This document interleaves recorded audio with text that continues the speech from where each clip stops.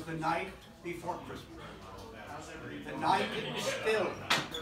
The stockings were hung by each windowsill. Easy employees were gone for the day. Their desks were in order. They'd collected their pay. The servers were nestled, all snug in their room, which is less like an office and more like a tomb. That room. They turned off their smartphones, their PCs and Macs, and crawled into their beds for a long winter's nap. When, back at the office, there arose quite a clatter, but none were about to see what was the matter. Then just when it seemed it was safe, it was sound, down the conference room chimney came an elf with a bound.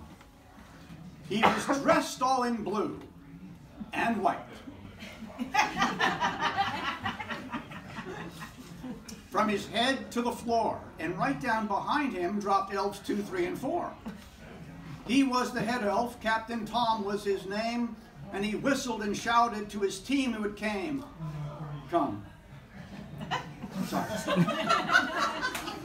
Grab some paper, grab ribbons, grab string, tape, and bow. Grab tinsel and lights, anything that will glow. The first elf to respond was Marie, dressed in red. You can tell her she's clever. It won't go to her head. Trust me. Don't be fooled by her size, though. She's small, that's for sure. But she's wrestled 8 tiny reindeer to the floor. Left them screaming and kicking and begging for more.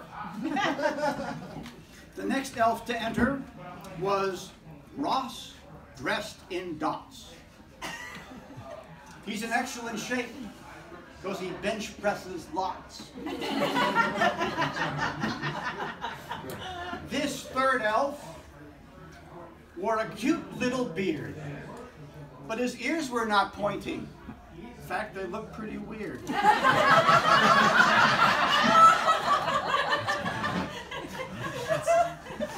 He was larger than most of the elves, so they say, that it took quite an effort fitting him onto the sleigh. I'm sorry, really. The last elf to enter was Willie the Great. But he's up there in years, which is why he was late. It's all true about Willie, that he's quite the talker. But he gets the job done, despite his cane and his walker.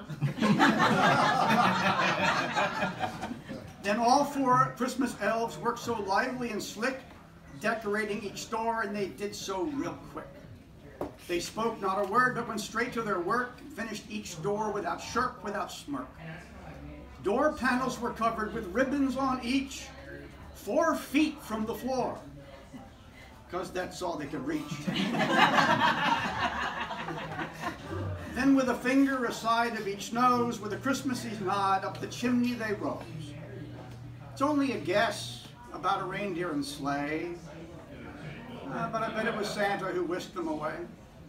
They likely exclaimed with glee and with pride, "You gotta be this small to go on this ride."